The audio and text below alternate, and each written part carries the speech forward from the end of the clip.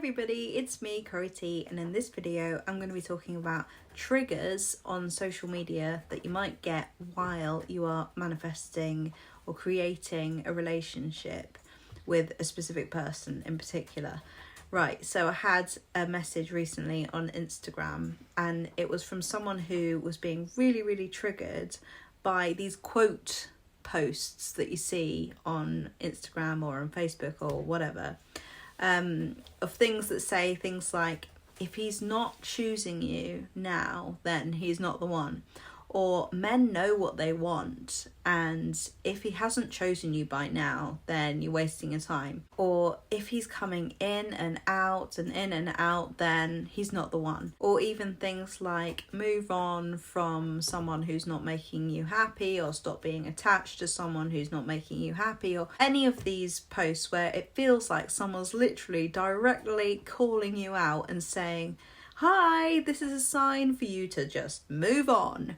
So this is just going to be a really quick video to tell you to just literally ignore all of these posts. Unfollow anyone who is posting these things that are triggering you. And the reason why I'm saying this is because whoever posted that post had a specific situation in their mind that was relevant to them, and they were not thinking about you in particular. They don't know you or your connection to a person.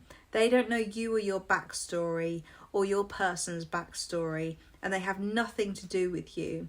They are not talking directly to you, as much as sometimes it really does feel like they are. And I've been there as well, and I've been triggered by social media posts. It feels like it's a direct attack on you and what you're doing and where you're at in your life. The other thing that you've got to be really careful of is success stories, because as much as they can fill you with hope and happiness and possibility, they can also make you feel like, oh, what am I doing wrong? Because I've done all those things that person said that they did and nothing happened for me. So what's wrong with me? So I just want to remind you to not compare yourself to anyone else's journey or story, because theirs is theirs and yours is yours, and you are on completely different timelines.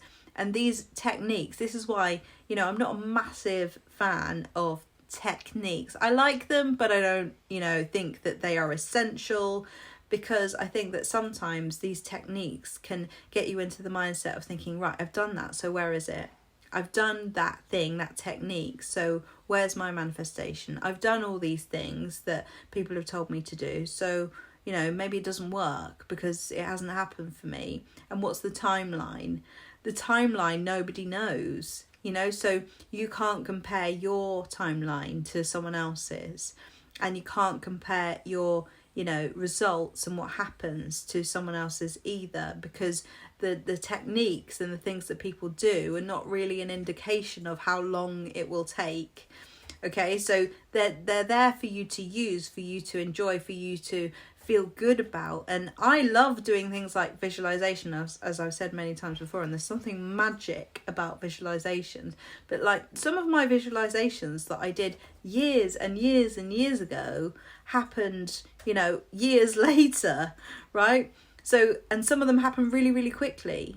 I don't know why that is. I wouldn't be able to tell you, but just do things because you enjoy them, not because you're expecting or waiting for a result to happen. And definitely do not compare yourself or your results to anybody else. So this is basically like a social media protection warning for you not to take anything personally. Just remember that people who post stuff on social media are thinking about themselves, really. They're thinking about themselves. They're thinking about something that they are thinking about when they're writing it, when they've written that quote or that statement. They're thinking from their perspective, their mindset. And just because someone said it, or just because it was in the form of a professional looking post, doesn't mean that it's actually true. And, like love coaches and relationship coaches, There's so many of them that are really, really triggering, right? They are not thinking about conscious creation, and they can say things like, you know, if he's not doing this for you, or she's not doing this for you, or if she hasn't been texting you, then just forget about it. And there's this whole thing as well, the whole messaging socially, which says don't go back to an ex. They're an ex for a reason, leave the past in the past, and that kind of thing. And it's confusing, isn't it? Because it's like, well, people tell you to fix family relationships and fix friendships, but when it comes to fixing a relationship, a romantic relationship, people are like, no, just put that one away, that's dead, that's gone. And let's just challenge that, because I mean, I'm definitely of the belief that things change, people change, and there are solutions and healing that happens when you decide that that's what you want to happen.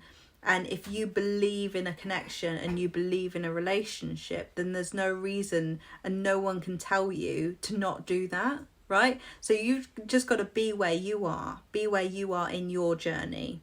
It can be really sad and really triggering when you do see some of these messages and posts on social media.